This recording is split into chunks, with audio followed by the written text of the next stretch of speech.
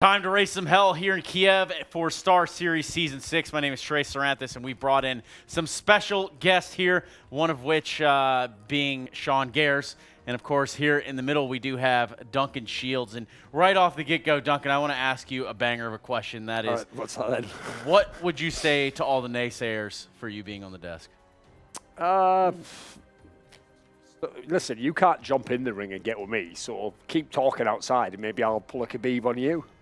Yeah, he could come out. That was good. There it's we not go. bad. Not bad. All relevant, all current events. Of Exactly, course, topical. just this morning, it was a rough one. We do have HellRaisers versus Imperial, and it was, or is sure to be a decent fight, dare I say. Not the scrappiest, but we do have the opportunity to hear from Jonta over there at HellRaisers. Going into this matchup, let's hear what he had to say.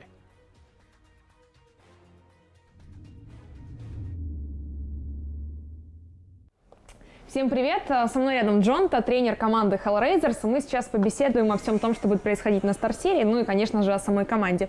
Как дела у тебя? Привет всем. Дела неплохо, могло быть чуть лучше. Мы вчера проиграли матч на квалификациях на Эпицентр, немножко расстроились.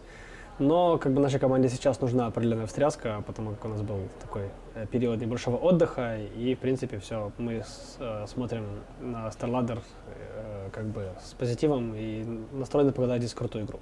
Во многих интервью и ты, и игроки упоминали, что есть небольшие проблемы все-таки в команде. Ну, наверное, любой коллектив с этим сталкивается, да, какие-то там психологические, какие-то отношения и все остальное. Вот приобретение статуса легенды, оно положительно повлияло на команду? Вот эти некоторые проблемы исчезли или, в принципе, все осталось, как и было? Ну, скажем так, команда стала немножечко в другом отчасти статусе понимания себя, и в некоторых моментах это сказывалось негативно. Например, в последних матчах, которые мы играли онлайн, потому как игроки действовали немножко более спешно в ситуациях и не оценивали игровой момент так, как нужно было его оценить. Мол, как бы мы уже достаточно крутые, чтобы играть это настолько концентрированно. Поэтому мы сейчас сразу же это пытаемся фиксить, да. Как бы, но командные моменты внутренние, ну мы просто стараемся улучшать те вопросы, которые у нас работают не так идеально. И думаю, что просто период, который мы провели вместе в течение мейджора в Лондоне, да, он как бы помог многим моментам улучшиться. И игроки увидели, как другие игроки могут работать лучше, потому как реально все очень сильно старались. Эпицентр. Вы проиграли квалификации буквально вчера. И тут есть интересный момент. Вы проиграли в матче против Imperial. Да. И это же ваш первый соперник на StarSeries. Да, это же наш первый соперник, да. Ну, получилось, конечно, плохо, что мы проиграли, но иногда такие поражения команде нужны, чтобы переосмыслить некоторые вещи и поставить себя немного, как бы, ну, немножко поставить себя на место относительно фокуса и того, как мы сосредотачиваемся на своей работе, на игре. HellRaisers одни из фаворитов турнира. Это для меня, по крайней мере, очевидно. Кто еще, по-вашему, вот может навязать вам борьбу? Кого ты еще видишь сильным оппонентом? Ну, разумеется, Mall Sports, они только что выиграли нью-йоркский турнир, это очень круто для них, и они получили такой confidence boost. После мейджора. Да, я думаю, что они точно фавориты этого турнира. Норс, которые сделали замену, но у них очень сильный состав, у них очень крутые исполнители, и с ними всегда трудно в любом их составе, потому что у них сильные игроки, такие как Вальде, Эйзи, Кьярби. Ну, это ваш принципиальный соперник. Да, уже плюс это наш такой принципиальный соперник. Потом хорошие американцы NRG, у них классный состав, они показывают на длительной перспективе хорошую игру, и с ними всегда непросто. Я бы выделил, наверное, эти три основные команды. Спасибо тебе большое за интервью, удачи на StarSeries тебе и ребятам, и вам спасибо, друзья, за просмотр. Спасибо.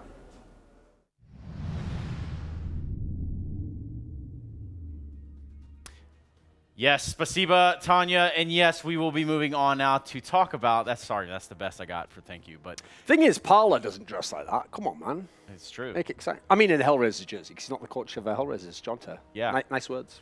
Don't know that Paula has ever crossed that threshold into that. But the point is here, we do have the HellRaisers and Imperial, and of course, if you're just now joining us, you're a little late to the party, but don't worry, you haven't missed any of the good bants yet, because we are now slowly but surely working our way into what will be Imperial versus the HellRaisers. And of course, guys, let's begin this topic with, I don't know, let's start around the HellRaiser. I think it'd be a lot easier. I think Duncan's player to watch, not Voxic actually, probably Dead Fox. Yes. And why is that? Yes. Because here's the thing, Dead Fox actually said in a statement to his Hungarian community, it was translated, so okay, he said that HellRaisers would not be where they are without him, that he plays all the most despicable spots. So the thing is, there was obviously like a real point behind what you said, that it's not just like meme material, and there's a lot of meme material in there, I'm telling you, like his face, tiny.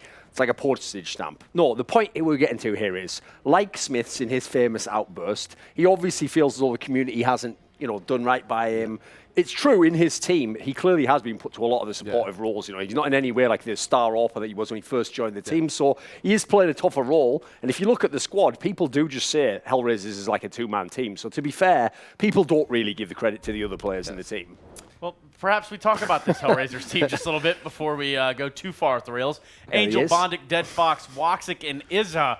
And, of course, it's been an interesting ride for this HellRaisers lineup. They've seemingly always had this sort of visa barrier to deal with no matter where they go. But here, that's not the problem. No, because here's the thing. They've got Dead Fox. He's got that small face like the old 100. That line's straight fire, by the way, for anyone who knows American currency. But anyway, no, that's the thing. That's the reason why, sadly, even though they made top 8 at the last major, no one's really got to see what HellRaisers is made of, because there's been so many lands where last minute Woxic couldn't make it. There was even one, it was StarSeries Season 4, where Issa didn't come for, I think, the first 2 games or something. And we saw Issa actually have a breakout performance at the major. He shocked me and a lot of other people. I think he actually performed higher than Woxic at the event, which was kind of crazy to believe because Woxic has been that hard carry for this team. So it's those two that have been the staple of the team. Angel's actually not really performed up to the standards that you would think he would as like a star in-game leader. Bondic is always really good in those late rounds, clutches.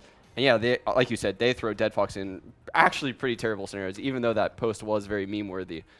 He's entry fragging in first, way ahead of the team often. And as you saw on the graphic where it showed you the maps played there, this is the problem the team has. They really do rely on that firepower. Because if they can get overpass, they're really good on that map, actually. It's the legit map. But they play Mirage all the time. They have a 22% win rate on it. There's a lot of maps in the pool that aren't particularly strong for them. So they are kind of like something of a one-dimensional team in that respect, despite the fact, they've got this good coach, got an in-game leader a lot of people respect. I mean, to be fair, they're not always having the same lineup at the lands. And a missing person there. Don't worry, I'm sure he will be found relatively shortly. And that would be on the side of Imperial. We do have next Nookie, Pound, Haji, and of course, Esperanto. Yes. Sean, let's talk a little bit about the Imperial. Yeah, so Esperanto is by far the best player on this team. He is an absolute star player in the entire European scene, in my opinion.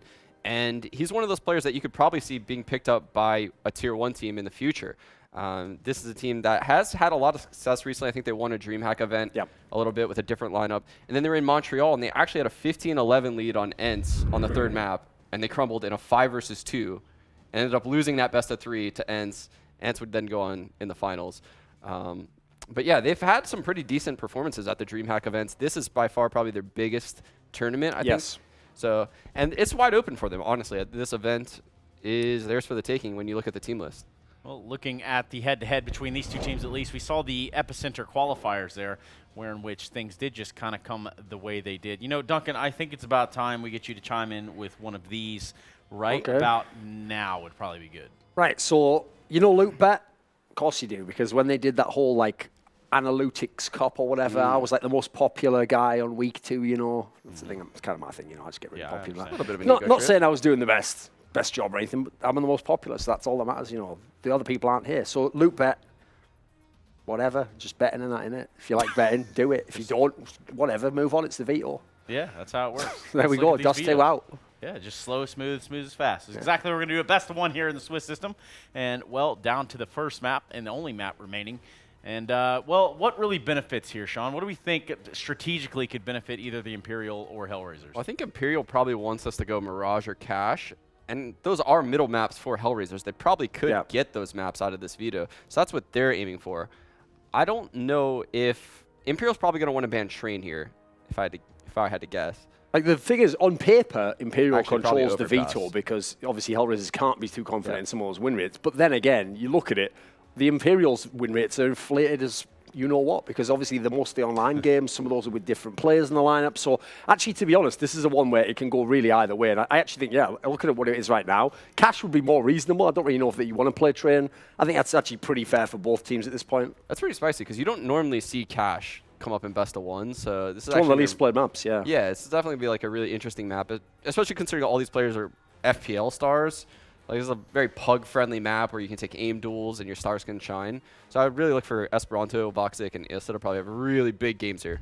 Yes, Cash is the digital battleground in which we will be seeing these two square off in. And don't worry, it does say skip school, but definitely don't do that. We will not be responsible should that be the case for you. But guys, looking ahead to Cash, is it fair to say that we don't see Cash very often as we once did? Is it fair to say that it's coming away from the more popular of maps played in the competitive community?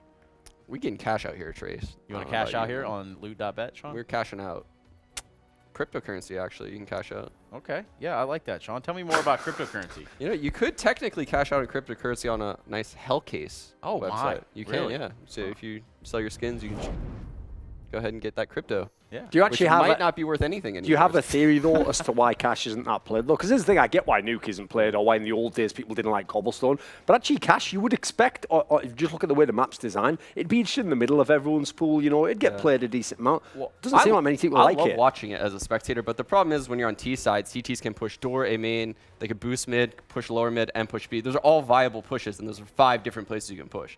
So unless you're 1-1-1-1-1-ing across the entire map, I mean, you always have that lurking thought in the back of your head that you're getting flanked from somewhere, or CT could be aggressing somewhere. So that's why a lot of tactical teams don't really like playing the map. And Cash will be, I mean, it's just one of those older maps now. I mean, if you think about it, it's been around for a while. It was very, very popular through a multitude of summers. But I guess now watching these two teams square off on it at least, you guys still feeling like Imperial might have the upper hand of that veto? The thing is, overall, I actually do think, like I alluded to before, you can't really trust the win rates of the Imperial team. Plus, they have changed a bunch of players. And also, that actually was a big topic of contention within the team. Basically, the star player, Esperanto, who's very young as well, basically got to call the shots and have people kicked, removed from the team, all sorts of wildness. So, you know, on the one hand, you want to say it'll be a team that he's more comfortable in, but I actually think some of the veterans that actually probably were helping some of that squad on LAN aren't really there anymore. So I personally favour the HellRaisers squad. I think this is exactly the sort of team. They've got a decent enough map. They should be able to shine against. And Esperanto's a good player, but I've seen Woxa get into the go off against the best players in the world. So I'm kind of edging towards them if it's going to be like an FPL DM type game. Yeah, I agree. Voxic around that B bomb site, he's so annoying. When you watch him play, he's always peeking and prodding around B main, checkers with his AWP, and then you have Issa holding down the A bomb site. There's not many places you can go when you play HellRaisers on Cash. I'm not really sure what Esperanto will have to offer on their T side. That's where they're going to really have to get a decent amount of rounds because Cash is typically T favored. What about the guys behind the scene here, or dare I say behind the guys playing the actual Sure. match? Let's talk about the coaching setup here. Yeah. Let's talk a little bit about Junta and Neil. Right, well, Neil's actually a veteran of the UK scene. He's been around for quite a while. That's one of the aspects where, like, I've had him on my podcast before. He's a guy who knows a decent amount of the game, you know. He knows a lot of the other people out there. He's got, like, quite good research, etc. But then again, he's also someone who facilitated that whole move where star players kind of call on the shots. So still making his way up kind of in the football scene in England. We have our concept of like you get these badges as you move up as a coach and you eventually become the first team coach after you do the youth squad. He's kind of still on the way up the ladder, whereas the difference is Jonta is someone who's been, first of all, the coach of HellRaisers for a number of years now with many different incarnations, number of different squads that have all been much better than they should have been on paper. So I have to figure he does a pretty good job. Then you add in, Angel's been an in-game leader for a long time, but he was never a very tactical in-game leader. If you go back to early CSGO, they were doing a lot of the like classic Russian style, where you walk around the map, take aim duels. So I have to figure, since you've seen a little bit of a transformation of HellRaisers over the years, getting a bit more tactical, I've got to kind of give the edge to Jonta on that for the experience, I think. Yeah, I'm going to have to agree, actually. Jonta actually has put together a really solid team, and they play very different than the other CIS teams. Like you said, they don't do that bleed the clock low very often, but they do have that in their game. They have a lot of quick executes, especially on maps like Overpass and Cash. We might see a lot of smoke execs around the A bomb site, actually. So I like what he's done with the team, and he's groomed so many players over the years that eventually just get plucked off and go to other bigger teams. So these guys are all really young. So it's shocking that this team continues to have success. Continued success might continue here, but of course it all does start with the knife round, which we should be getting underway here any second. I'm not sure what the holdup is at this point. It does look like we have all 10 players sitting and ready to go. However, the knife round, Will it give any indication of, I guess, who could have a better jump start here in this Cash? I don't think it matters that much on Cash. Like, Cash is a map where I've never really trusted like win rates on this map. It's absolutely based on how good you are on the T side, basically. If you have a terrible T side, you're probably not going to be able to do anything anyway. I think also you look at the HellRaisers squad, probably the most underrated amount is, on paper, it's so easy to see statistically they've got the 2 stars going off. But I think why the team works actually is the balance of who the other members are is what really makes it work. Because obviously, when he was at his best, Angel was a very strong fragging in-game leader, so you've got all the firepower. Bondik, despite his flip side days, actually has kind of settled into being more of like a background player, just does his job, you know, seems like a soldier. And obviously, as we referenced before with Dead Fox, he's fully embraced the idea that he's like the support player in the team. His job is create space for people, hold sites, basically play all the spots no one wants to play, which allows your star players to then play where they want to play and have comfort. Yeah, it's kind of crazy to think that he was initially brought into HellRaisers as the opera, like you initially said on the desk. And now he's just the entry card. He couldn't be a more polar opposite role.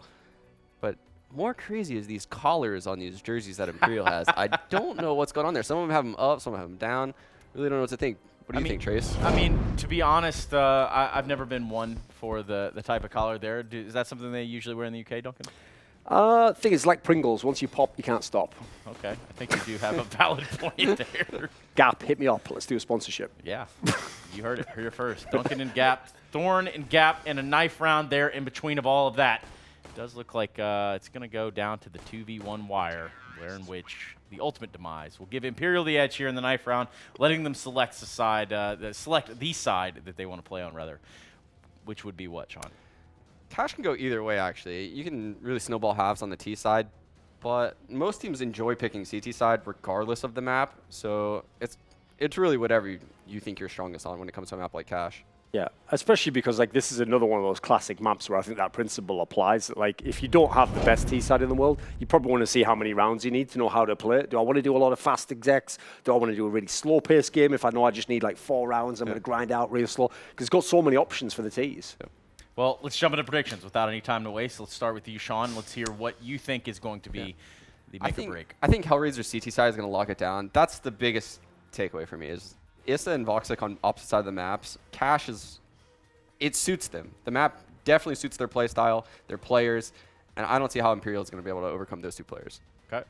Duncan? Imperial, you know, it's one of the newer squads to the top tier. You still have to kind of earn your stripes, as it were. I think you're going to see the HellRaisers guys deliver. We'll see those star players with the ops. Yeah, I was going to say Imperial, but then I realized I didn't have my coffee this morning. So it's probably going to be HellRaisers, and actually I have no bearing for that guess. And if you're going to use that guess for your bet, well, unfortunately, I hope it does nothing good for you. Let's get into the game. Okay. And in fact, let's do just that. Enough of this nonsense, enough of us chitter-chattering away. And perhaps we get this pistol round underway with our commentators who are undoubtedly sitting idly by. Take it away. Yeah, thank you very much, Trez. I'll be honest here, I think this is my favorite game of today. Yeah, I knew you were about to say that. I was going to ask you for your prediction straight out of the gate before we get into the game because I know that you have allegiance on both sides, Tom. Yeah, I like both of these You're doing the teams Mac. a lot. You're playing both sides, so you always come out on top. Give me a prediction. Well, the thing is, you didn't actually ask me who my dark horse was earlier, and it actually is HellRaisers. So I think that they could take the whole thing. Top 8 of the major, you cannot call them a dark horse. I think I can. I think when you've got the likes of Mousesports who actually won themselves an event, I think North have just come in with Cadian coming out. I think that'll be a good addition to their team. I think winning the whole thing, though. Yeah, I think Imperial have the chance to make the playoffs. I don't think they'll win this one, though. I think in terms of, like, if you're looking at, like, North is a whole different thing. That's a new roster. If you look at long-standing rosters, there are very few in this event that are achieved. Mousesports is one. HellRaisers is probably one of the longest-standing rosters in this entire event as well, I would say, in terms of 5-man core. So I'm going to disagree with the statement that they're a dark horse. Well, I think they're going to. I think they have a good chance to take the whole tournament. Yeah, that's the way I'm going to put it. I can. So I don't agree think with that. I think that especially on a map like Cash, I just don't think this is going to work out for Imperial. I think there's a couple of other maps in there where it could have been much closer. I think if it had been something like Mirage, maybe I think Imperial would have had a good chance. But it's interesting though, because the one thing that I will say with Imperial is that when teams play them at their own game, like the sort of just individual battles, like trying to go aggressive. That's actually where they can really shine against some of the better teams. The teams that they've actually struggled against in the past have been the more like sort of structured teams. I casted them just a few days ago. It was online, but it was versus Alternate Attacks, a team that in reality you feel like they should be walking over. They lost both maps, 1 or 4 pistols. Like, that's insane. Like, that should never be happening, but they never got going, and it just seemed that the sort of structure of that team destroyed them. Whereas HellRaisers, they are known for these sort of individual plays. And the biggest thing with HellRaisers is it sort of reminds me of an old VP where you say they play to the level of their opponent. When they're playing against a top-tier team, you see top-level Counter-Strike. Yeah. Sometimes when they play against lower-tier teams, you start to see them slip because they get overconfident. And then you can have some of those players who just, like, they get tilted. You see them getting a bit angry. It works both ways. Like, if you do see, for example, Woxic and Issa loving it, they will win the game. Like, it's done. Like, when they're having fun, it's over. Ooh. When they start getting a bit tilted, that's where things go very badly wrong. So I think that's the important thing for Imperial. Get off to a good start. Start making sure that HellRaisers can't, like, get that sort of buddy high-five system going. And then they can actually start things off well and get themselves rolling. Well, we're seeing some smiles on the faces of the HellRaisers camp, and let's jump right into this one on Cash. Bit of a pocket pick for the HellRaisers side, but Imperial, plenty experience when it comes to the online leagues. We're straight into this one, Tom. Lots of utility for HellRaisers on the pistol round. In fact, they've even given a pistol over to Issa. He's on a P250. Normally you say retake A. That's normally the classic sort of strategy on the CT side. Imperial have gone for the retake B, which definitely isn't so, well, common at least. They've put every single player over towards that A side of the map, and unfortunately it looks like HellRaisers are going to go barreling in towards B. Hadji, he just wants to get a kill here and then fade away. If he can do that, then I still think they have a chance going into this retake, where he's going to be tapping through. Unfortunately for him, he's not going to hit a single shot. Every single one of the players has turned into Neo on that HellRaisers side. We do have a smoke kit for Nexa, and that's going to be very important where he places that bit of utility when they come in for the retake here. You need to try and cut off somewhere important, because HellRaisers, they have every part of the B site here. They even have middle as well. Angel's on that late lurk to split in through vents to make things even more difficult for Imperial, as Woxic's going to be the first man to take the fight onto Hadji, finding a kill. They're going to check the corner, but Woxic's doubled it. Issa with the same story on the back of the P250, and this round is done. Issa even kills his teammate just to make sure this is something Imperial can get done. It's like his double, it was actually just deciding to kill Woxic because he didn't want him to get all the kills. Like, you got to leave some for me. You got to make sure Imperial have something to be proud about. Yeah, well, you can see by the odds. I think that's fair, in all honesty, just giving it over to HellRaisers. I do realize that you said that my Dark Horse doesn't count, but you also mentioned Big earlier, who also got top 8. Yeah, but I'm going more in the sense of like newer rosters. Oh, yeah, and I didn't call them a dark horse. My dark horse for this event was Ents, which I think is a very fair dark horse. You mentioned Big as well. I mentioned Big, but I didn't call them a dark horse. You can try, Tom, but you won't catch me out. I'm too fast. In many aspects of life. I'm going to completely derail this conversation. 1-0 for HellRaisers. Imperial, they're on the Deeg buy. This is a very Imperial-esque buy. Yeah, they definitely got a lot of players who can hit those 1 Deegs. I think Esperanto is probably the man we really want to be watching because, well, as it was said on the desk, he's definitely a young talent and somebody that could easily end up in a Tier 1 team one day. Obviously, he's definitely had his issues when it comes to, I think if he doesn't respect a certain player in the team, then sometimes they get removed. That has actually happened a couple of times. But you have to think of players who were like that in the past and players who are now the best player in the world. So, you know, it's like sometimes being cocky is not always a bad thing. And I do think that since the changes have come in, it still looked pretty good. I actually think Pound, a surprising addition, but a good one. Nice start from Nexa, though. He's already going to get the opening pick. Oh, they don't have any Molotovs in this position. He can just stay alive for so long, but the wide peak will go down thanks to Bondic. And Hadji now at the back of the site trying to hold his own, but he's not able to connect the shot. They'll close the distance during the reload, and that's a shot from Pound, but it won't win them the round. 2v3, make that a 2v2. Where's this come from? Nuki's on the flank, but he doesn't have armor to support, and Esperanto is low, so HellRaisers should have this one in the bag, but they don't have the range to contend. 2 Mac-10s versus 2 Deagles. Definitely a chance here for Imperial if they can hit their shots, but 1 HP left on Esperanto, 6 on Angel. It's coming down to the wire. HellRaisers just need to bunker in and not peek. Dead Fox does drop 1, and the double peek will actually win them the round. So 3 kills for Dead Fox there. HellRaisers getting their second on the board. And Imperial, another eco before the buy. Yeah, still came a little bit too close for comfort, but at the same time, they keep themselves the AKs. That's the most important thing, and now they can just look to farm up a little bit of extra cash going into this one. Obviously, a nice little 1-digs, but I don't think we're going to see any of them. It'll just be the cleanup from Dead Fox. And yeah, I think obviously a good start for HellRaisers, but they're going to want to keep this one nice and clean. Woxic, he's not going to buy anything, just the armor behind that trusty pistol. On the other side, of course, that all they have is the pistols. Pound has invested into a P250. But yeah, basically what I was saying, I think that his pickup was interesting because it sort of came from nowhere. Like, he was a player in, like, smaller Lithuanian teams. He never really had, like, a sort of big standout team, or this is sort of it for him. This is the peak, for sure. But at least from what I've seen, he seems to have fit into the roster quite well, obviously making it a more Lithuanian core. And I feel like he would have been very well known to both Esperanto and Nuke. That's why he probably fit into this quite easily, in all honesty. But we'll see how he steps up on the big stage. Nice work from Woxic at least, but they keep that squeaky clean. That's perfect. He makes a bit of money for that AWP as well. Yeah, 3 kills with the P2K in that round. That is not too bad at all. $6.7 thousand, and yeah, that AWP is going to be very accessible here for Woxic. So I'm sure we'll be seeing that early on into the game. I think HellRaisers is one of those teams that, well, I want to say rely, but not even the right word. Like they just want Woxic on the AWP every time they can get him on the AWP. There's never seemingly a reason to not do that. So for sure. Him and Issa, the stars of the team, armed to the teeth. And Woxic, he's going back for a fast mid pick here. Naded out, Imperial ready for that one. And a bit of damage to start things off for the side of Imperial. Yeah, Nuke has definitely got his work cut out today. That's for sure. Like, he's got the... I'd say the toughest AWP battle he's going to have. Like, maybe Oscar if he's still performing like he was over in New York. But other than that, I don't think it's going to get much more difficult than playing up against Woxic.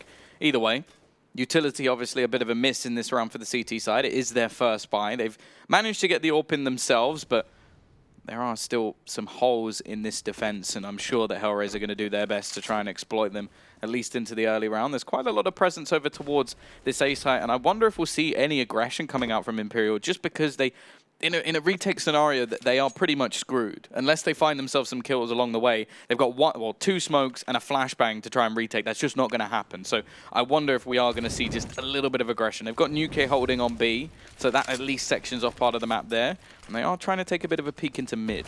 Yeah, Molotov's down, smokes to follow as well, but they've actually cut off Dead Fox here, Imperial, by throwing that mid-smoke. Pound even peeking over the top, and he takes down Angel. Nice trade from Dead Fox. Important entry to keep this in a 4v4, and Pound's just going to rally back, because with 30 seconds left, HellRaisers are starting to run out of time. They need to hit this A bomb site. This is when you should see Imperial probably draw a player over, because it's looking like the A attack after all. HellRaisers going to make this blindingly obvious with Dead Fox coming up through middle to split. Ooh. Great entries from Issa. 2 kills, left on 11 points of health, and with that, Imperial, they're out of this round. They're running for the hills, and they're trying to save their guns. Yeah, just try and keep in hand what they've got. I think this is another one. I think one of the first times I ever saw this guy play was at sort of WSG Dubai. He's playing for Chosen 5, and I just remember him playing. I think he actually used to play B-side Cash. And it was just sort of, if they ever won a round, it was because Issa killed everyone. Like, it was like they would push B, he'd get 5 kills. It was actually ridiculous. So this has always been a very, very strong map for him, one that he likes to play. So that's one of the sort of scariest prospects, because if I think of like Esperanto, for example, I'm more looking at Mirage or maybe even Overpass for maps that he seems to be pretty good on. Oh, Mirage, without doubt, right? Yeah. I mean, yeah, it's definitely a dedicated player. I was reading some tweets recently that someone who knew him back before he joined HellRaisers was tweeting about how Issa used to go into private servers, like empty servers, like offline with bots, and just run around the map, practicing crosshair placement for hours, like hours and hours and hours, pre-aiming corners, checking, walking out long dust too, and making sure he knew the order in which he would check positions, etc. Just little details like that. Like, your average player isn't doing that. So definitely dedicated to get where he is today.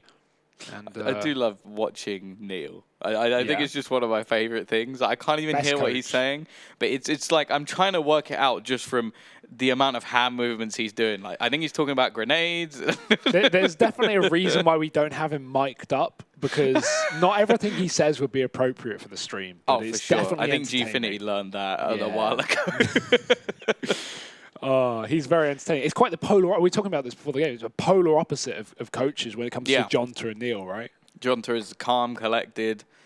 and Neil is definitely not. But at the same time, if you want to pump someone up, I think you definitely want Neil on your side. And I'm excited to see like what he can do with this team and what the team can do in general. I think this is a definite tough starting match. Yeah. Like as you said, one of the better teams and one of the teams who's actually been together for a while. And while Haji's getting sort of stuck at the moment, he's going to survive in the flames. Obviously, only a couple of weapons in here. A few deagles, but they did very well before, though. There's the snap in from Angel. He knew the player was isolated, so already that M4 is going to be dropped to the floor. Oh, nice shot from Nexus, though. Range shot with a CZ. Not the easiest, and Pound going to dive in with a deagle as well. He even hides in the smoke. This could be a round for Imperial out of absolutely nothing, but Bondic does his best to turn the tide of battle. One more frag from B main. HellRaisers back into a 3-on-3. It's important they slow this down now as well. Wait for Imperial, because they don't want to make any mistakes with that man now on the site. Cross shot not going to be connecting, but the smoke is. And now we can see these Ts filter out to the B bomb site. Nexa gets himself a second. Bondic would trade it back, luckily enough. So we are into the 2-on-2, but with lots of damage taken towards Bondic, plus a lack of utility, HellRaisers, they've decided they want to ditch this site, run all the way back. And by the time Imperial realize, it will be all too late. Yeah, they've already got themselves a cross for the smoke as well, or smoke for the cross even. And yeah, so that will basically mean that even if they did rotate quick enough, it would be absolutely redundant. I think if they didn't, then it would have been more of a question of whether they actually want to rotate, but quite an easy decision. They're even going to peek in to see if there is anybody over towards the car, but the CT side are fully dedicated. There's also some weapons to just be picked up here, so all in all, like getting 3 kills, saving an AWP and an AK would actually be a pretty good position here, but I can't imagine they're just going to take the save straight off the bat. No. You definitely got to get it go, especially with how fast that rotate can be through CT spawn. They're already here. Deadfox doesn't need to peek from this position, but he does give away an angle, and there's a shot from Nuki. Nice work. Bondic now left in the 1v2, but this man is so good at clutching for the team. Ready at the back of the site as they try and group up. Nuki's posted on this right peak, so Bondic might walk to his death, and he will. Nuki's found it, but is there time? It looks good for the CT side. Yeah, for sure. And yeah, they've got it. That's a nice round from Imperial. A lot of that off the back of Nexus. Great work on the site. Yeah, really good work from Nexus, and I think that he's another sort of crucial part of this team because he is so good at just anchoring down on the site. And not only like finding a kill or two, the thing is that like the second kill was valuable, but the more valuable thing was getting the first one and then just staying alive for about 30 seconds on the site and just waiting, because the Ts can't push.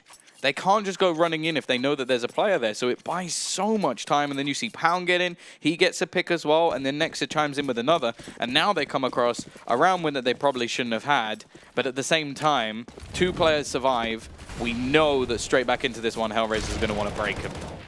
Yeah, this is even taking the AWP off of spawn, I can imagine. Gone quickly into main just to check for any aggression. We saw a couple of rounds ago as well. HellRaisers had a bit of a bait play in main. It was Woxic scoped with the AWP on the end, and then Angel just ran through main, jumping, running around, making noise, trying to force Imperial to get aggressive and go for a peek, only for Woxic to, well, I imagine, take him down. And it may even happen here in main with Angel on the other side, this time alone. He ducks out at just the right time. Little does he know, but Nuki's now taken a solo, and pushed into main means that now the rest of his team can start to go towards other areas of the map. We've got Esperanto deep in mid, Pound supporting from the back as well. This just bolsters the mid play, so let's see if HellRaisers realize this. Deadfox spotted Esperanto firing off a couple of shots, and he does drop the bomb. That's a huge kill. Angel is going to try and help him out by getting over the top, and he finds both frags as well, even killing Pound, who should have had Esperanto's back, considering he was pushed towards middle. 4v3 here for HellRaisers, and somehow they've dug themselves out of the dirt. Yeah, Angel, one of the sort of few fragging in-game leaders, I feel. He's always putting up the numbers, and he's very good at sort of bailing his team out of tricky situations, and he's done it once again. Those 2 kills in middle, vital. UK, good start for him with the AWP. Cross going to be smoked off, but he's ready and waiting. Already finds the first. Enough time to reposition, but Issa will take his head off before anything more can be done. And now, once again, it's going to be that retake situation. The problem is they've even less than last time. Angel spots the man towards CT. Going to go back towards mid. Tries to take the fight and does lose it, but at the same time, Nexa is now so unbelievably low and very aware that there's the potential of someone in mid. And look at the players we have here for HellRaisers, right? The dynamic duo. There we go. Issa and Woxic.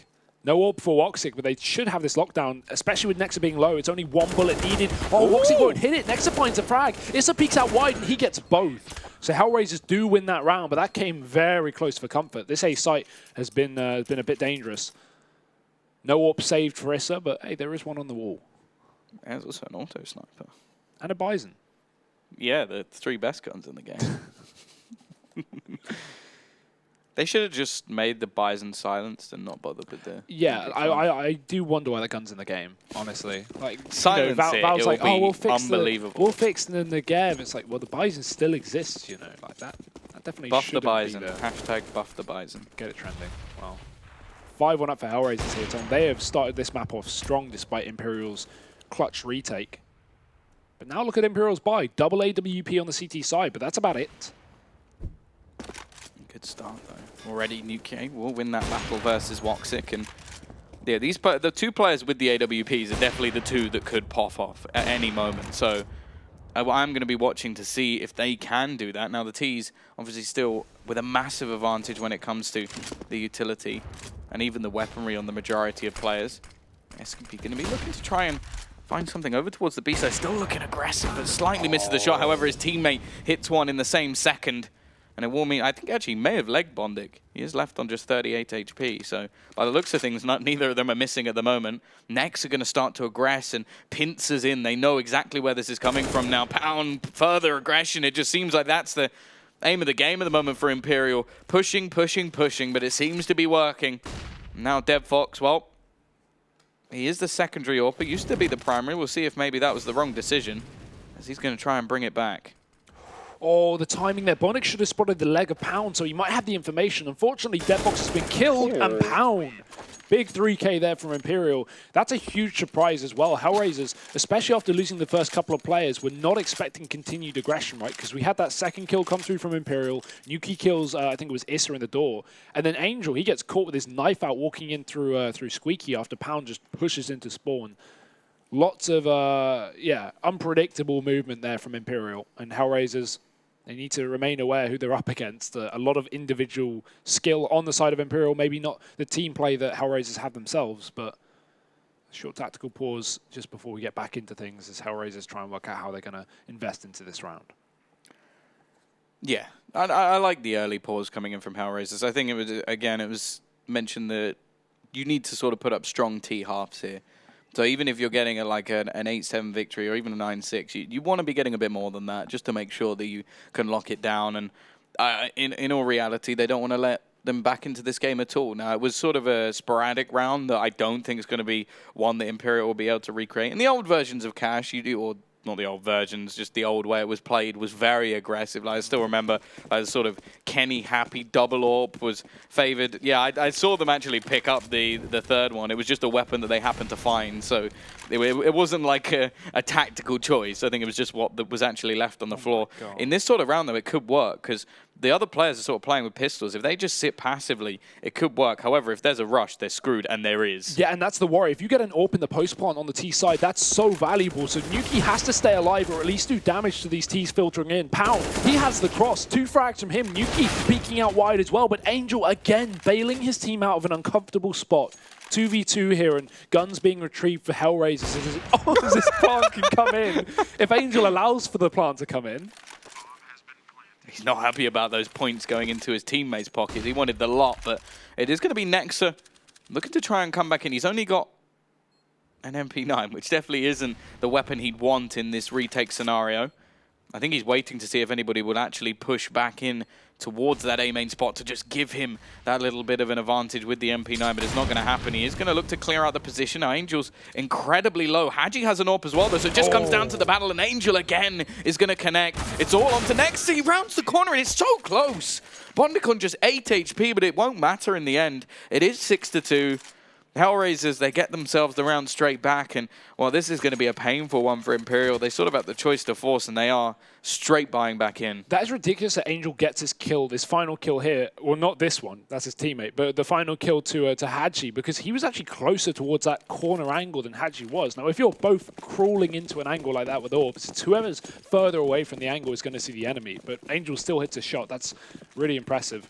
He's been having a great game so far, 8-5, and he's already looking for another entry kill into round number 9. Imperial have cobbled together a weak buy, and Tom, again, we're similar to the first game of the day. I feel like, or second game, sorry. I feel like we're 9 rounds in, we barely even seen the CT have weapons. Yeah, they've managed to get a triple AWP, but they haven't managed to have a full buy with utility, which, wow, that's somewhat incredible, really. Yeah. But already it's not going to be the best of starts. Voxic kick things off with the AWP. And I think that's one of the other things that you have to realize with HellRaisers is they're slowly going to realize the way that Imperial are playing. And you could just see how patient Voxic was there. He was just waiting for a push. He knew it was coming, and eventually it did. Nuke goes down. So I think it's going to become more and more difficult for Imperial to make those sort of plays as the map goes on.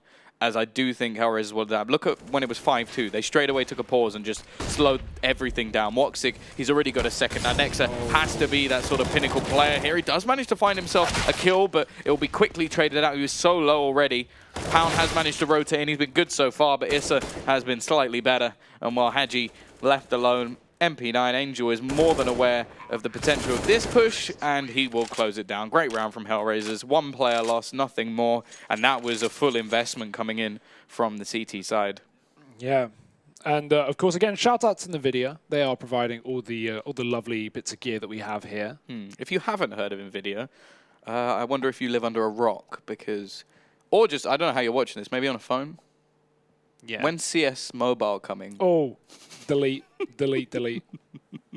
The reason we've got this eco now as well coming out from Imperial, and the fact that their money has been so skew-if is these last, well, apart from the one that we just saw HellRaisers win, the last 5 rounds before that were all won by different opposition. There were no streaks. And this is something we kind of mentioned on Inferno earlier on. When you get these forced by wars that go back and forth, eventually, more often than not, the T side just eventually win them, because when you have these low buys, it's so much easier to afford as a terrorist, because you don't need the kit, the Molotovs are cheaper, you don't need the 3100 M4. It's just cheaper for you to buy. Plus the effectiveness of these SMG rushes. Look at that play up towards the A site through Squeaky just a couple of rounds ago. You can't do that as a CT as effectively. So HellRaisers eventually, also being the better team, will get the better of Imperial. And now we have just mainly default pistols here for the CT side.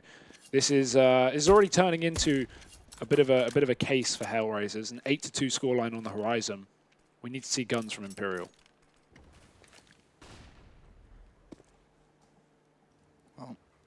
This is just going to be about the cleanup. I always quite like these 5 stacks in mid. It gives you a quick rotation over towards the A side. Okay, if they go B, you are pretty much done for, but it gives you a bit more of a big chunk of the map that you can actually defend and, well, maybe cause some havoc. And I feel like the majority of just straight pistol stacks we've seen so far have actually been very successful over the first 2 maps. So we'll see if Imperial can recreate something of the sort. Obviously, so far, this map of Cash has not been going too well for them, but if they can manage to drag back, say, 5 or 6 rounds, I would not say this is done. Oh, that was crisp from DevFox. Angel, oh, he's got the chance. Unfortunately, he's not going to be the one cleaning things up, and here we go. Ooh. Just a shooting range for DevFox, all headshots. There you go. He said he was underrated. That's all he needed, some eco frags. He's trying to get that HLTV ranking up a little bit. He wants that rating higher. Well, he started off well. And HellRaisers, I mean, this is a reckoning right now. It looks like someone's sort of trying to get in to the fence. Just looking over the fence like, guys? This isn't exactly where you want to be trapped, but Imperial have their backs up against the wall economically. Look at this buy again, very limited. No kit, no AWP that this team depends on a lot, even though incendiaries are HEs, so doesn't get much worse than this when it comes to full buys. HellRaisers, again, they're on the horizon of a 9th round here, and we're already reaching the end of the half. Imperial, if they can win this round, maybe they can get back into this one. Yuki looks on that A site, but he is alone right now. Pound playing middle. Actually has decided to give it up and come back towards his heaven position that Issa has been frequenting so many times on this T side.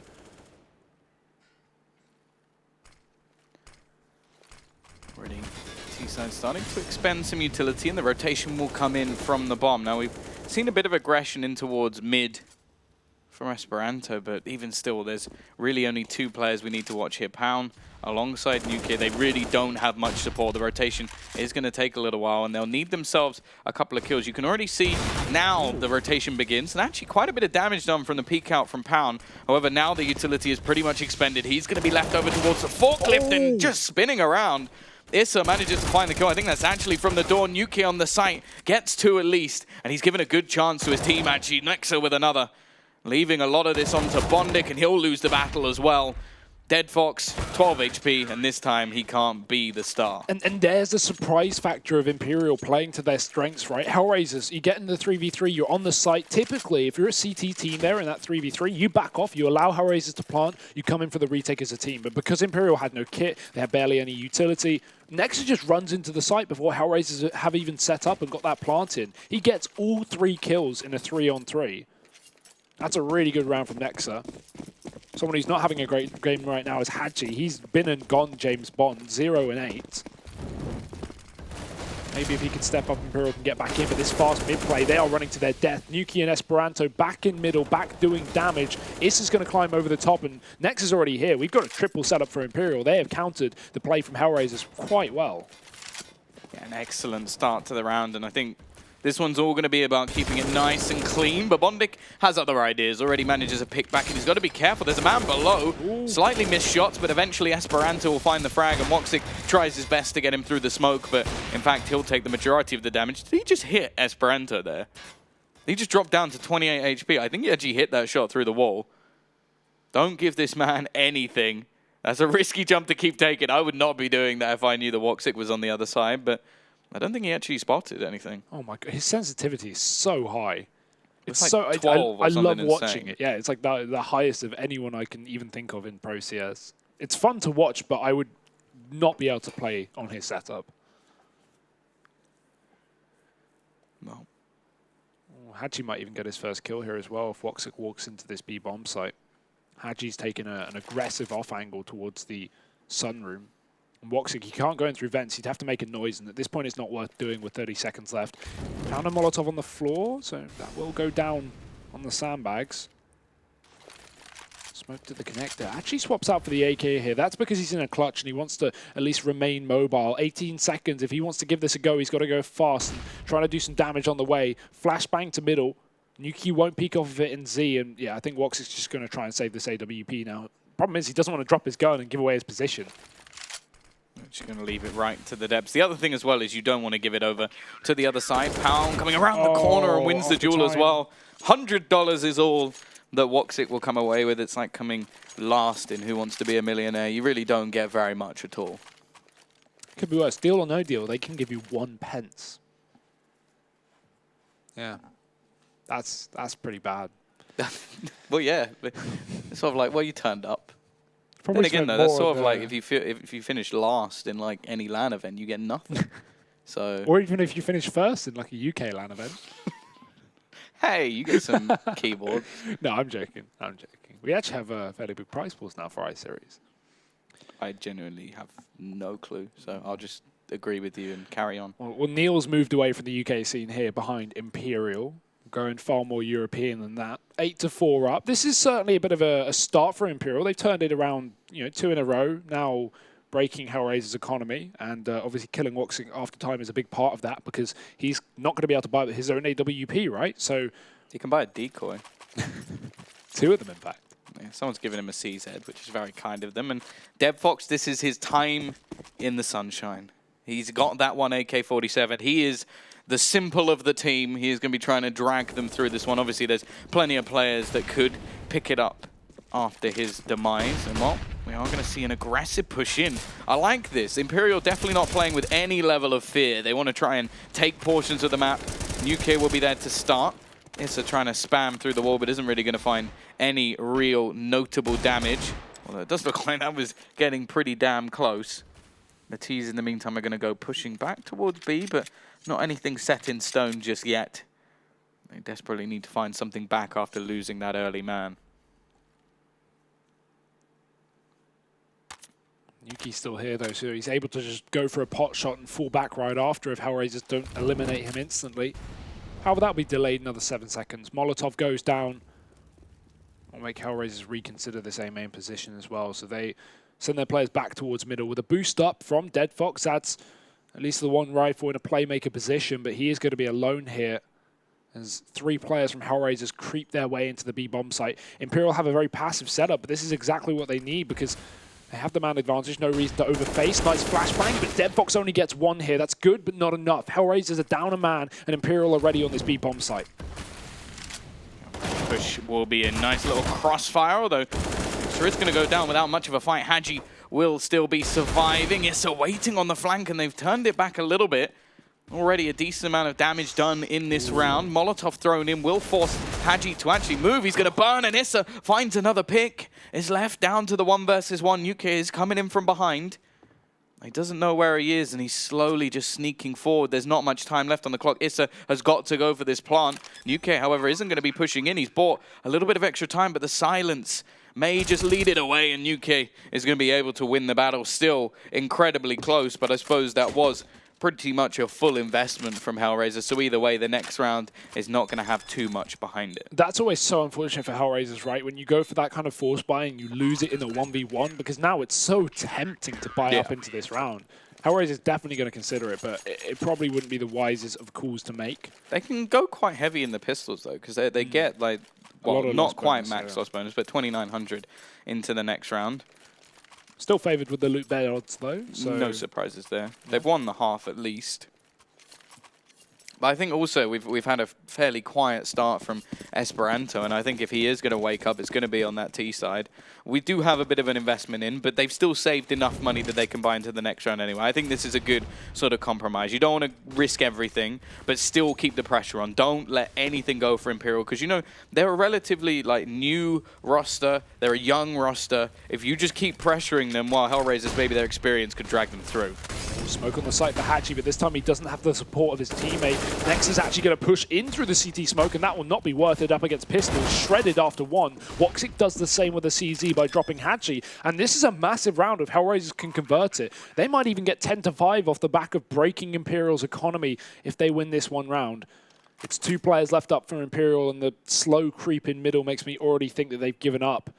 Even if they don't, Angel's here to try and punish them in the backline. And oh, this timing of Angel's push couldn't be much better. 1 dig, trading the second as well. That's ridiculous. HellRaisers breaking the money for the last round of the half. Has there been any kills from Angel that haven't been impactful? I don't think so. Well, he's had 12, so he's had the most in the serve. Oh, in the team, sorry. Yeah, but like every single one seems to be so integral to a round. Like this just made things so easy. Like maybe they would have won the round anyway, but that was so important that he just made it like simplistic. The rest of the players didn't have any pressure on them at all. He has just played excellently so far, and it's not like his stats are anything crazy, but I just think that the impact he's caused has been impeccable. He's always trading. Even if we look back to that mid play a couple rounds ago where he gets a double spray down, kills 2 players after they're a 5v3 down. Yeah, really nice. Oh, look at this boost, though. Imperial have sent the player over. Timing couldn't be worse. Even if he gets his kill, he's being flanked from a player in the garage. How is he alive? He's not for long. Dead Fox is going to get rid of him. For a second, I was concerned, but the fact that Nexa even gets a kill in that position is good. The only negative is the fact that that's the only rifle down. Yeah, they had no rifles other than that one, and he was boosted over when he only had 30 HP. So all in all, like the trade's not the worst thing in the world, but at the same time, you now look at what they have left, and it really isn't a good position at all. A 10-5 almost seems inevitable for HellRaisers, but they still have those Deagles, and we know what they can do with those pistols. Now, they've left one man alone over towards the B site, and I have to say Hadji has not had a good performance so far. He's currently 1-10, so if we see a push to the B site, I'm always going to just all in with my guesses over towards the fact that he will not be able to clutch that one out. On the other side, though, they have a fairly hefty stack over towards A. In fact, they're even going to bring Hadji in towards this side, so it seems like at least the read is bang on. Yeah, Pound, he's going to be pressured from behind as well.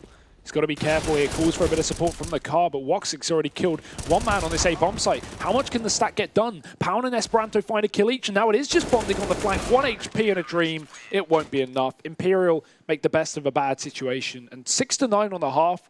Not too bad considering the team you're up against. Yeah, they were, what, 8-2 down? Yeah. Like, so they were in a much worse position than this. So the comeback towards the end was great from Imperial. A pistol win, and then they go into the T side. Also, the last round, we see a little bit of a comeback as well from Esperanto, who's been fairly quiet so far. So, all in all, I think that this could be a definite return. At the same time, I think if either team was going to have a better CT side, it should be this HellRaisers roster. As it was said on the desk, they split the sort of Woxic and Issa to one site apiece, and they're both so good at just anchoring a site that it's almost scary to, like, which way do you go? I genuinely have no idea. Maybe mid. Woxic and Issa are currently bottom of the board for their team. Now, that's not saying too much because the kill distribution from bottom to the board is 2 frags. Yeah. But just knowing how good these guys are, it's very rare to even see them down there or even on par with the amount of kills of the rest of their team. I would just say that if anything, I don't want to take anything away from the other players.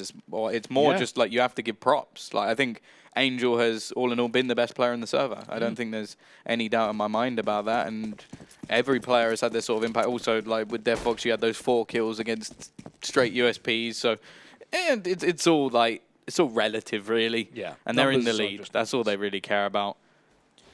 Now the pistol, well, they can take that even further. Or Imperial have the chance, if they can convert, to get right back up to 9-9. And then it really is game on. Mondic already spotted in middle, so he falls back out of the Z. It's going to be the B split here, and Pound's already opened up, so that makes things easy. DeadFox is the only player on the site, and he's about to be met with 5 Ts pushing in with Glocks and a P250 on Nexa. Bondic is setting up a flashbang to allow DeadFox to peek out wide, but it won't connect. However, his bullet will. Going back in for more, but Imperial were ready for these flashbangs. They turned around, they heard the clicks from the CT spawn, and they clicked right back to HellRaisers with 3 more frags. Issa, all that remains now for the CT side. And hey, Imperial started off the road to a comeback. Yeah, this pistol round is pretty much done. Issa's just going to be looking to try and get an exit or 2, maybe keep his Kevlar and have something a little bit extra going into the next round. Obviously, it's likely we'll see Woxic actually just trying to save for an AWP. So maybe if he can just keep his Kevlar, he doesn't need to buy anything extra, can drop him a Deagle, give him something more to actually play with going into the next round, which I think getting a weapon to Woxic is always going to be a good idea. I'm glad Imperial have won this pistol because now it's meant that HellRaisers haven't exactly had the easy road to a win that they could have with a 12-6. They're really going to be trialed and tested here by the fairly new Imperial roster. See, I want to call it a new team, but you can never do that because they play so many online matches. But I guess one of their first lands back with this roster. Yeah, I think so. I really like their logo. Yeah, Montreal, they lost to Ents in the semi-finals, so I'm pretty sure that was with the same team as well, but maybe looking for a little more success here in Kiev instead. 7-9. I think as well that event was fairly underwhelming in terms of teams attending. There were the likes of G2 though, but they clashed really with the perform. major, yeah. So what can you do? Pistols out for HellRaisers. They're a team that have definitely not been forcing too much. So you can see, obviously, Issa's got saved armor, but everyone else, pistols, just Eagles, no armor behind it. And I like this buy as well, especially on the CT side of cash. It's something that German teams, especially alternate attacks, have always done since the beginning, years ago I'm talking. So, this allows 2 things. It allows, A, you buy Deagles in both rounds with no armor, and you get the same buy with spending the same amount of money. Sorry, you get a chance to win both of your eco rounds. Or you buy Deagles one round, you go USPs a round after, and then you actually have a really good CT buy when it comes to those rifle rounds, which I imagine is going to be the option HellRaisers opt for. Imperial going back to this A-bomb site here. HellRaisers only having 4 players up. They shouldn't be getting too much in this round. Yeah, so is the only defender. We see the rotation coming fairly quickly, but by the looks of things, he's just going to fall back to try and play this with his team. Maybe even they'll just keep them, and then they don't need to buy any more Deagles because they'll have them all kept, which is a good compromise. But the problem with that is obviously because they're not doing any damage to the T economy, they get to keep everyone up as well, which is a huge bolster to their economy. You would say that that does show the sort of level of confidence in HellRaisers. It's sort of yeah, you can keep your cash, we'll just fall away. Yeah, I'd love for someone to crunch the numbers and work out over a course of a lot of games, what is the best call to make in a position like this in terms of giving, likelihood, in terms of giving those $600 per kill to these Imperial players with SMGs versus saving but letting them keep the guns and not force rebuys? Over a large sample size of games, is this the right call statistically for HellRaisers? Obviously, you can never really know. It's very contextual, but yeah, saving those guns is going to mean at least HellRaisers have stake in this round, as you say. But Imperial, flawless for them. I feel like there's someone at HLTV just scratching, I hate Hugo into a table. That's a horrible bit of work to do. That's why it hasn't been done. That's just a horrible please thing find out all of the stats of a completely sort of luck-based thing. You'd have to use a program, I think, to automate it. I don't know. Yeah, please make that. Yeah, no, I'm not even going to ask. Spend hundreds of hours. Do it. I'm not happy.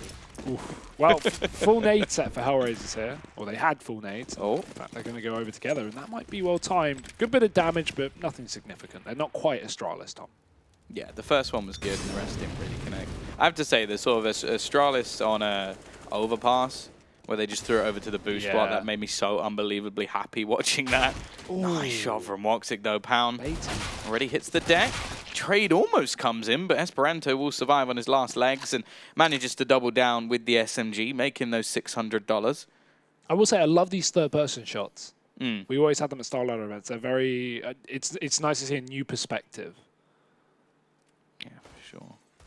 I will say there's certain positions, though, where I'd rather just be, like, on board. Yeah. I like eco rounds. For example, like CZ rounds. I don't want to watch anyone use a CZ from first person. That, you know, it's just a mess, that gun. But, yeah. I'm liking the different gambas. You're just slowly seeing, like, Bondic and Angel just run back between the two sides. It might just be based off the position of Issa, because he can pretty much say, okay, I haven't heard any footsteps. They're probably going the other way. So that gives a lot of information over to his team. Playing close. Angel already hits a tag. Look how many low players there are.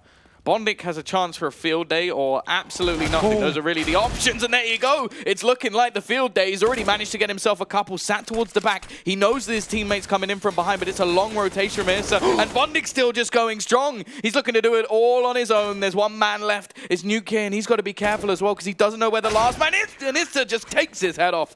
HellRaisers from absolutely nowhere, steal a round away, and it is off the back of Bondic. We need no program today, Tom. I can tell you, saving those deagles in the previous round, worth every penny. What a round from Bondic. And that comes fully down to the player, I think it was Esperanto, the player on the right side of quad walking backwards into it rather than checking it from the fence side. And Bondic just gets a free kill to the back of the head, grabs an AK, and boom, you have a 4K there. That is a round that Imperial should never lose. But it's now put HellRaisers not only confidently back with a 10-8 lead, but also so much money, Tom. They won a round where they were eco. AWP for Woxic, full nades on everyone else. You couldn't ask for too much more. Imperial going to be kicking themselves. Yeah, that is a round that, well, you definitely don't want to lose, and definitely don't want to do it against a team like HellRaisers, who you've now just handed all of that money over. You've also meant that you have to skimp a little bit here as well. There's a bit of utility missing. Also, Esperanto with no head armor, which a lot of the time isn't a problem, but at the same time, he's up against those M4s. One shot to the face when you're using an AWP is definitely not ideal. At the same time, if they can win this round, it will still put them right back into the driver's seat once again. So this is a big chance for Imperial. They aren't like under the bus yet. They've still got a chance to get out of the way. Oh, that's so unfortunate for DevFox. He has a great off angle, but the Molotov to vents actually spreads and takes him down to half HP, makes a noise, and Nuki peeks out wider as a result and takes that frag. Still double setup for HellRaisers in middle, but Nuki's going to isolate Bondic. Issa needs to trade, and he does go for it at least, but there's 3 players there for Imperial. No way they lose that fight. 4v2 now for HellRaisers, and we've got to see a hero play, but Angel's just not stepping up to the mark. Esperanto just drops that ult for a second to pop Angel's head and then goes back to retrieve his weapon. A strong round from 2 of the 3 Lithuanians. Pound hasn't really had too much to do, in all fairness, and Woxic, no doubt he just wants to bring this into the next round now. It's going to be another one of those situations where is it force or flee? Because they'll have the AWP, which will be great. They could then, well, either just let him try and be the catalyst, the rest of the players could try and save a little bit of extra money, or just risk it all. You can buy a couple of rifles alongside Issa and Bondic and just give it a go. And I think that may be the more likely of the two. Yeah. It all relies on him holding onto this gun, though, which at the moment at least looks likely, but it looks like the T's are actually going to try and push this one together. They're getting pretty close to his position, but maybe not willing to risk their own economy for that AWP. Yeah, it's full AKs here and an AWP for Imperial, so you don't want to send an AK just running on its own. If you have maybe a MAC-10 there, go for a chase, search for Woxic. Worst comes to worst, you don't even care because you're only losing a. Just look at that scoreboard. It's like all the way 16 down to 11, and then just Haji is like the God. outlier. He has 2 kills. Yeah. It really it's not been good. But yeah, it really is. Like the rest of the server, everybody is between 5 kills with each other. That makes you wonder, right? If Hadji was playing up to the same level of his team, or with even 10 plus just kills, slightly better. yeah, Imperial could be winning this game. It is close, Tom. It is very close. Still time. And HellRaisers have gone for the force here. I like the idea. You've got 3 guns. You may as well play for it. Angel's going to be very, very close in middle. No one holding on to this position, though, I don't think. So he should be okay if he goes for it. Where's Nuki's?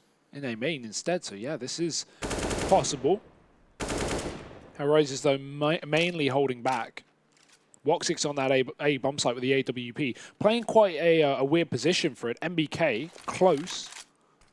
Or actually, he's pushed into Squeaky, so that's even better somewhat. He's going to be in a good spot to catch Nexa, eventually moving into that A site if Imperial go for this push. Clock's starting to tick, and you spoke about that sort of aggression available. Looks like the CTs are going to go for some themselves on the other bit of the map as well. Woxic, surely he's screwed here. You know he's going to try and take the fight, and something just makes me think he'll hit it, but no, the Molotov, smart play. The boost over doesn't look like it worked either. Bondik was actually caught as they tried to push further, and now the CT side in a bit of trouble. Issa is the one to try and save them. He's got support from Angel as well as they turn it back into a 3v3. It's looking possible, but quickly 2 kills come in. DevFox is now left alone. He's going to retrieve a rifle at least, but Nuke will put him down. 2 kills for him at the end of the round, and scoreline now equalized. Now, the one bonus is obviously Woxic already had a little bit of extra cash, so in the next round when they buy, he will have his AWP. But this is now getting a little bit spicy. Yeah, and that's a key point you mentioned as well, right? You said earlier, okay, this is going to be such a hard game for Nuki to fight up against Woxic. Well, we've not even seen many AWP-to-AWP battles, but Nuki is topping the board of the server. He's on 18 frags and 13 deaths, Tom. He's been opening up round after round with that AWP, and it's not like Woxic's had a chance to shut him down. So this has been really nice. I would say as well, Woxic, other than obviously Hadji, who's just not been having a great game, Woxic is bottom, which normally you talk about this guy, well, it's like he's able to play up against tier 1 teams. He's able. And it's something I'd sort of said, that there's 2 things that play into Imperial's hands. One, HellRaisers like to play a very similar style, very aggressive, sort of like fighting. They like to take like individual battles, which Imperial absolutely loves. And the other thing as well is HellRaisers are very good at underestimating opponents, and they are much better when they play against better teams. Like they can take a map off Liquid at the major, and then they're playing against Imperial, who realistically they should be beating, and they're just not able to, well, at least do it convincingly. Dear, oh dear. And even like the Death said, you know, what we're waiting for, especially on the CT side for HellRaisers, is Woxic and Issa to lock this down. Now, while Issa's gone from second bottom to top in just a mere few rounds, just 2 Woxic kills. hasn't, he hasn't moved. Yeah, right, true. He hasn't moved place. He's definitely having a tough one. But for now, it's just pistols for HellRaisers. This is not a good buy at all. They've got to wait for that next rifle round to come through in just a jiffy. And already Imperial looking to walk into the bomb site that only has 1 player on. That certainly spells disaster for HellRaisers. Angel just trying to make the play, but Esperanto is more than ready, and he definitely has come alive so far in this T side, but it's not like it's a one-man show, that's for sure. In fact, we've already had 3 different fraggers already in this round. Of course, this is more of an eco, more of a stat padding opportunity for Imperial, but it is still going to be squeaky clean. That's exactly what you want. Keep all of the players alive. Don't lose any money. Start building the money up on the T side, which a lot of the time is much harder to break because your buys are so much cheaper anyway, so you just have that big buffer of cash. This is going to be excellent for Imperial already, and the fact is, so far, we've only seen 1 round come in from the CT side. Also, we've only seen 1 buy, but let's move away from that. And hey, that buy wasn't even the round they want, so what even makes sense at this point? AWP is back up for Woxic. He's down on that B bomb site with DevFox. Oh, the little run boost. Angel's going to make his way across. I like that. Not even smoking main as well. That saves a bit of utility for HellRaisers. Bit of a risk to do that, because if Imperial were to burst the A site, then you would die on that boost. But luckily enough, they get it in time. Angel now with a really nice off angle, but that timing. Oh, they're going to spot his legs. He only gets 1 kill. That is not worth the position. And Issa even fails his smoke, so he won't be able to cut off main. They spot it. Molotov in from the door, and Issa has to peek out wide, only to face his death. Hadji on a 2K right now, pulling things back on the T side. And as we said, Tom, this is getting worse and worse by the second for HellRaisers. Woxic trying to relieve this situation, but it's a 2v4. Yeah, maybe I should be switching my dark horse, and it wasn't really one in the first place. But Imperial Oh, now you say that. Well, I was always a fan of this roster anyway, but I'm sticking with HellRaisers. Sticking. What, for this game? Do you think HellRaisers have this game? I think they could still pull it back. At the moment, if it keeps going the way it's going, obviously not, because at the moment they're just being run over by Imperial. But I'm just waiting for that sort of one round where someone explodes into the map, because if that happens, it will hype them up and they'll turn it. But if it doesn't, then, well, obviously Imperial are just going to run over them until the end. So say you have to throw some hypothetical transparent coefficients onto this game. What would you throw it on? Imperial or HellRaisers? You have to make an actual prediction for one star. I don't even have a clue what you just said. Exactly. There were like 9 words in that sentence, and I understood about 3 of them. Oh, but like a normal day. yeah, but the way it's going at the moment, Imperial definitely look like they have it in control. But I imagine this is a bit more of a pause. Woxic's definitely not looking his sort of happy self where he's running away with things. I saw him yawning at halftime, and I didn't want to make a big deal of it or anything because, you know, whatever, it's a yawn. We're all human beings. Too. But he definitely does look tired. He definitely doesn't look his usual form. So maybe, you never know, maybe he saw someone else yawn, and you know yawning is contagious. So maybe there's someone else who's tired. Maybe Neil's a little bit tired. Neil is definitely not tired. He's going to be pumped after this one. 12-10. He's already had 17 Red Bulls today, so there's no way. He doesn't need Red Bull. He has that natural energy. That Neil M. You know the M, it stands for Musk. Neil Musk. He's got some muscular. I don't know where I'm going with this. Yeah, no, please stop. 12-10 here. HellRaisers back on the off the board if anything, because they've not got a buy here. Rifle, AWP. These are saved weapons though. Bear in mind as they pull up pistols alongside. Woxic trying to look for a bit of a play on this B site, and again with only 2 guns, we need these guns to get kills. We need him to play aggressive, and this is exactly what we want from Woxic. Flashed off, peeks back in. They're gonna hear that scope, and Nuki, he wins the battle. Exactly what Imperial needed to get rid of one of those 2 weapons. Angel will retrieve it, but he has to run through fire just to get back to the site. It doesn't actually take too much damage from it in the end, and well, knowing that the weapon was over towards that side of the map, you can already see the T's starting to make their way towards A. They've still got Nuke waiting just in case there is any more aggression. They don't want to allow the CTs free information.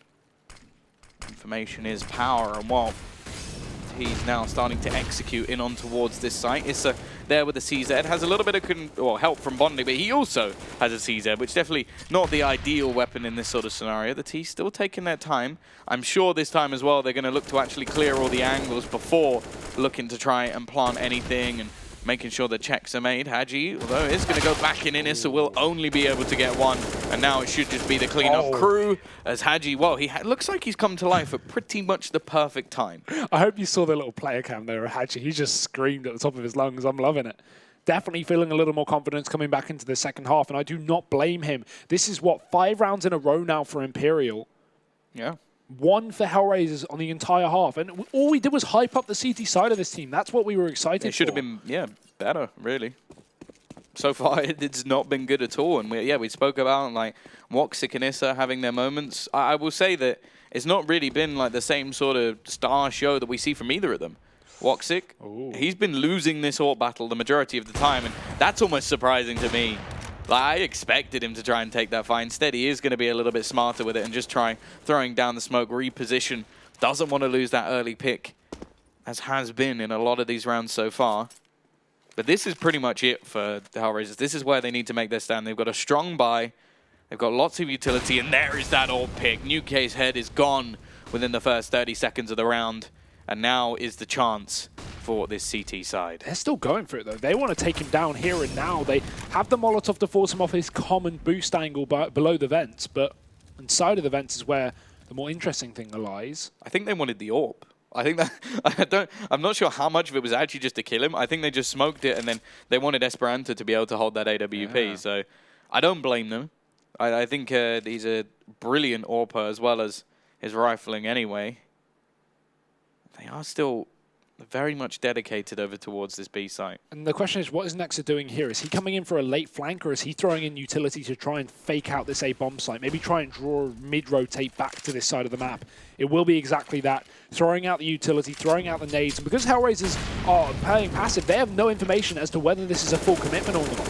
we might see a rotate off of B, and Dead Fox moves out of the vent right at the right time for Imperial to push. They're now into the B site, but Woxic is here, and he's ready, trying to hold strong. 2 kills from him this round, but he will eventually fall. Dead Fox dives through the vents, but only another trade. There's 10 seconds left on the clock, but Pound should be able to get this plant. And HellRaisers, if they can't win this round, this game might just be over. Yeah, there's still a couple of players actually around that vent area, so Nexa is going to have a lot to do. I think Bondik will be more of the bait here as he jumps down, although Issa's a little bit slow, and Nexa actually gets both. A bit of a mistake there from HellRaisers, and now Angel with everything less to do. He's been the hero so far when they've needed him. They need him once again. Pound on the site. He'll be falling to the hands of the IGL, and he's going to go for the second. It's so close. Nexa left on just 9 HP. But now the clock starts to tick, and really there's nothing for Nexa to do other than just wait. Angel has to fall back, but that was so unbelievably close. Oh my god, how on earth does Nexa not die there? Even if Angel got that kill, it would have been still close on the defuse. He had no kit, and the closest one was down in B main. But what a round for Nexa, locking down that vent rotate. Such a difficult position to rotate into, but HellRaisers, because of that fake from Nexa on the A site, they were committed to A for so long there, meaning they had to rotate in through vents. That was the closest point of rotation into the B bomb site to go for it. And as a result, Nexa gets them both. That's Imperial up to 14 rounds again, adding another to the tally, 6 in a row here for the ragtag group of Lithuanians +2. HellRaisers now down on pistols, half buying, and Deadbox is going to spot this full rush, but will he be able to stop it? The rotation again is the vents, where they look to actually push in. Woxic actually doing a bit of damage, but he's now got no ammo left. The one sort of hindrance of that pistol is the clip size. Issa and Bondik now with an impossible task, and Esperanto, talk about bursting into life. He definitely has again. Had a pretty quiet CT side, in fact, but okay. Okay, just straight through smoke, why not? 15 and 10, Imperial, well, they've definitely shown they're here to play in this tournament, that's for sure. I was definitely questioning after sort of watching some of their online performances. I know that it's completely different. In fact, I shouldn't have questioned it, because I actually messaged Esperanto and he said, oh, no, I'm a LAN player. That was just his response, like, no, I'm a LAN player. Don't expect anything from me online. And to be fair, he's doing pretty well. At the same time, I have to say it's been a pretty team performance. Haji had a pretty quiet couple of rounds, but when he did wake up, that's where we saw them now just dominate the last 6 rounds. Nex has been so impressive to me as well, right? Like, there's so many storylines in the sense of, you know, Nuki winning these all battles, yeah. but Nexa, he's had an interesting couple of years going to join Renegades, you know, part-time, or not part-time, but for some bit of time, and that kind of wasn't successful. Then he joined this Imperial roster. I'm talking the old one that won DreamHack Summer, and he was looking really, really good there. Roster changes, big question marks on whether this team can continue their strong performance that they've shown earlier in the year. And hey, here's the answer for you. First map for them of StarSeries, and they're already 15-10 up against one of the world's best. Top 8 of the major. HellRaisers may have gained that statue, but they can't even win this game, it seems, unless they have a 5-round streak, only for them to hit overtime. We have the AWP, Tom. That half buy in the previous round has allowed for everything they could have hoped for here, but the one thing that they have hoped for but have been unable to get is rounds. However, Issa wants to change that fact. Yeah, he got the bomb as well. That's a massive kill. The push through is a risk not worth taking, and Haji hands the bomb in towards his opponents. Look at just the setup at the moment from the CT side. Oh, not going to be connecting for Woxic, and gave them a bit of an opener there, as actually it's DevFox to go down. Angel's very low, and I don't know if Bondik's actually seen anything here. Is this head going to be spotted? I think he actually makes the spot first. Esperanto maybe not having the right res for that one. But either way, now the CT side will just continue to clean things up. They've got that lifeline, but just look at the bank. That's what we have to look at the moment for Imperial. There is no problem buying for the next few rounds, probably even until it does hit OT. They drop one more even to make it a little bit more costly.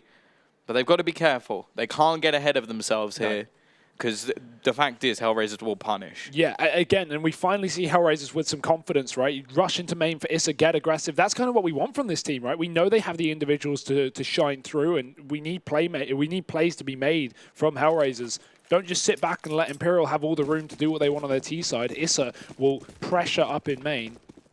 And hopefully we can get the same from Woxic here, as he maybe will come to life in these last few rounds of regulation. Bondic in middle. He spots the double push, making it a triple push. They're all through the smoke. Dead Fox is going to deny the first and the second here. Flashbang over the top, and Bondic even spots a player going above. Dead Fox doesn't need his help. He finds all three, maybe even a fourth, but Pound shuts him down, and Pound's somehow tripled. Yeah, he's just run into mid and turned this back on its head. He's another one who, oh, the newest in this team, or one of them at least, him and Haji. Pound he's got 4 now. This will be an incredible way for him to end this one. An unknown entity to many. And now Woxic, well, he's not had the best of games. He's got 45 HP and he's looking to try and save it. You cannot go through that Molotov, my friend. In fact, he's going to be clipped by it, and actually New Kid takes him down. It is done. HellRaisers, they have been upset. Imperial take the 1-0. And well, I wouldn't like to be the team who then goes 0-1 and will get HellRaisers in the next round. That is not the way that we were expecting this one to go.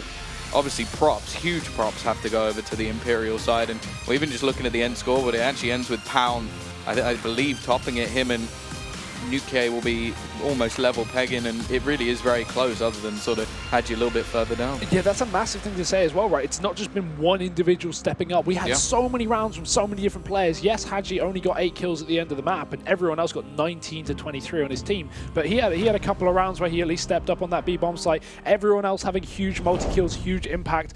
And the fact of the matter is, we've not just had 1 or 2 players go, oh, okay, yeah, we can play at this level.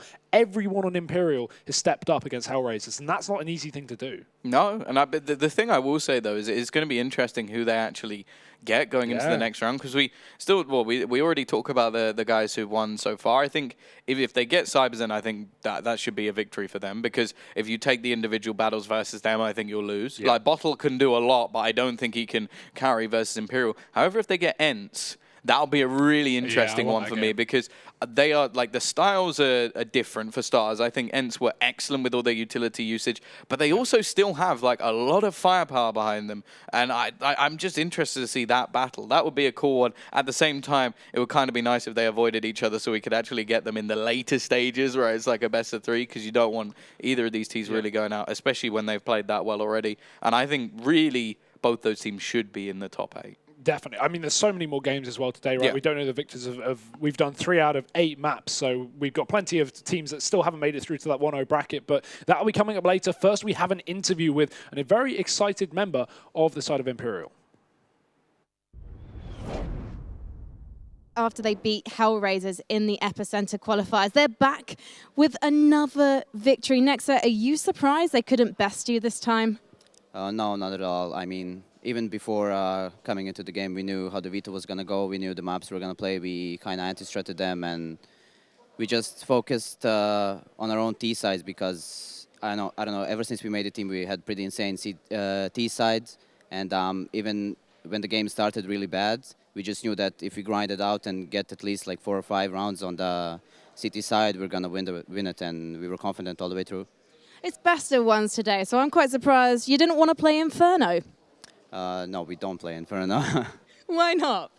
Well, I mean, on all other maps, we can just like grind it out and expect to get like at least 4 or 5 rounds on Inferno on CT side, but on Inferno we can barely get 2.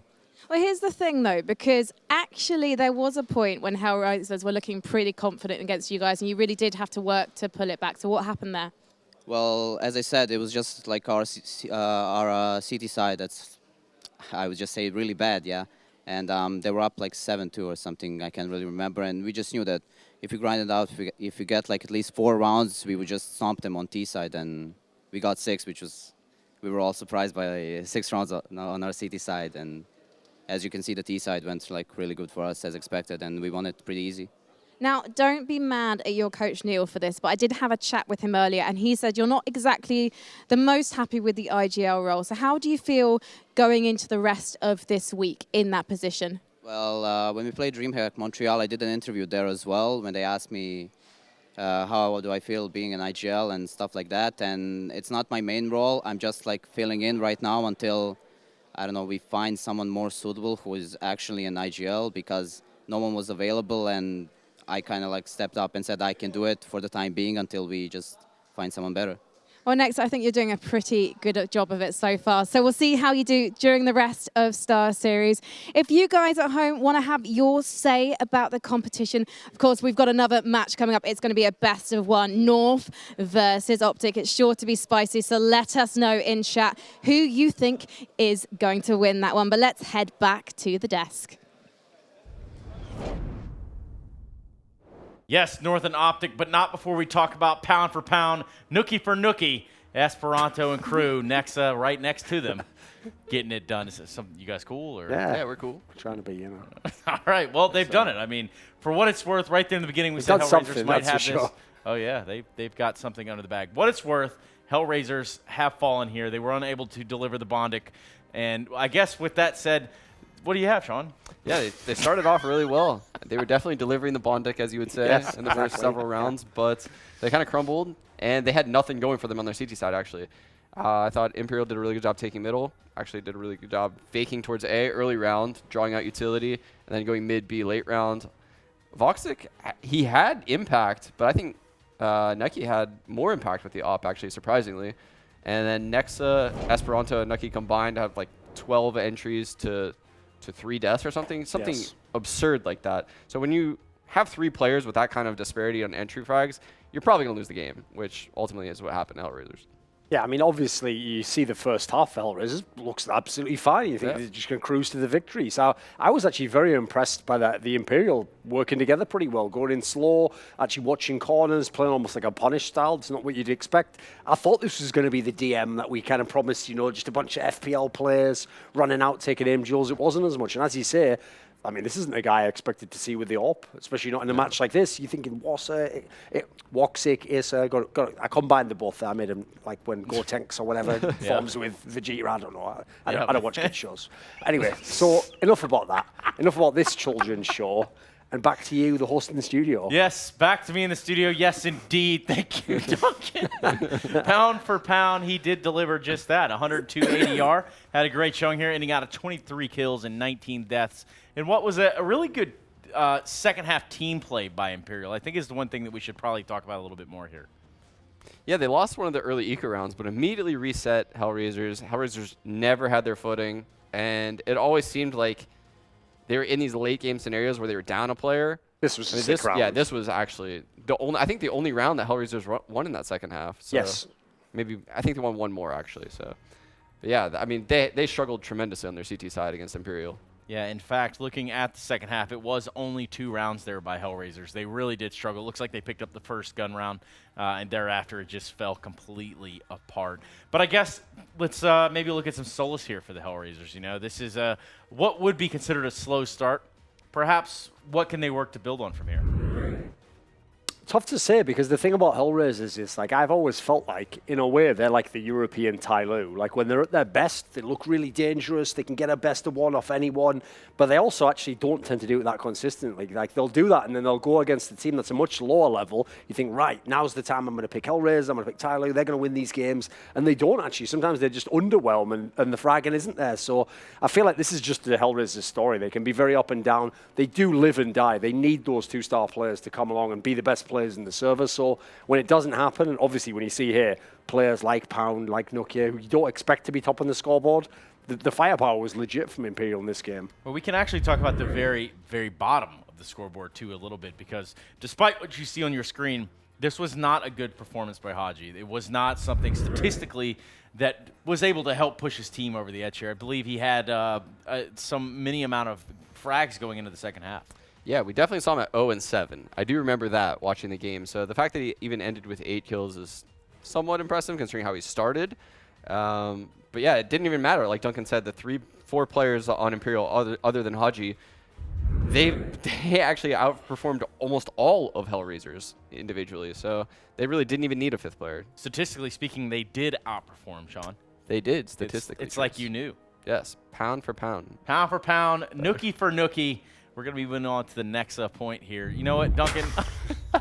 He tried to push it too far there, didn't he? Yeah, push it. No, yeah, well, What That's derailed him completely, hasn't it? Yeah, It's gone that's the now. end of that. No, Yeah. let's take a look here at the map's best players at least. Perhaps Dead Fox. You did talk a little bit about him coming into this matchup.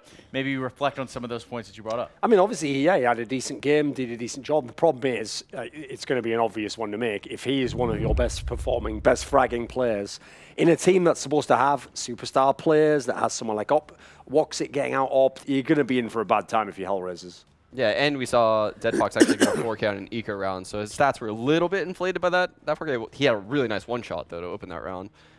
But, yeah, like Duncan said, you can't have someone like Dead Fox top fragging for your team when you need your star players. Your team is designed for Issa and Voxic to succeed, and they just didn't here.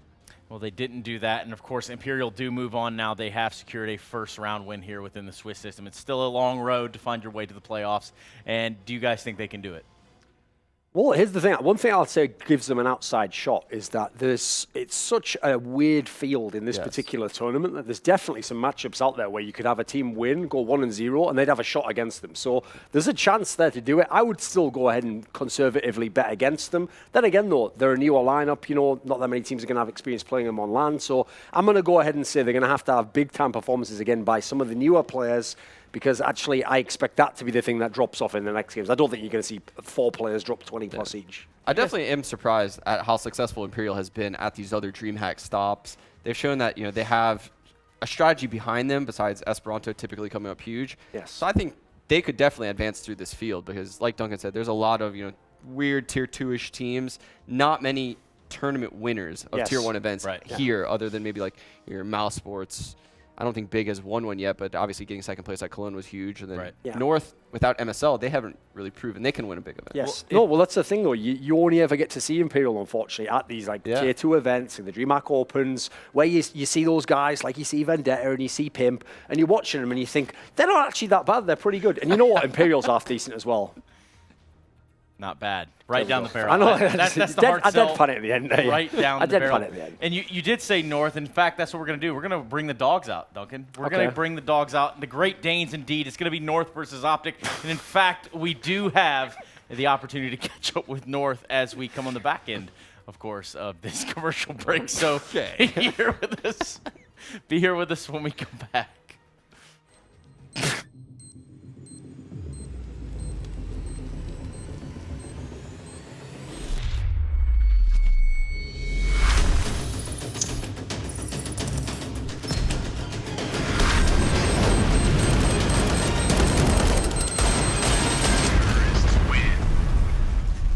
Lootbet.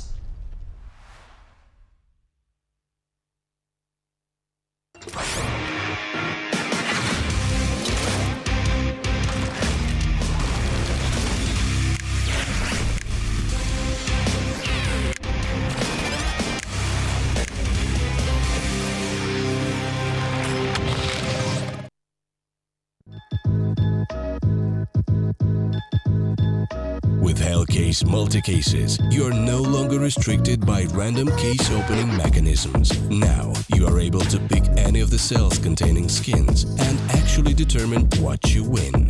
Use the promo code and dive right in.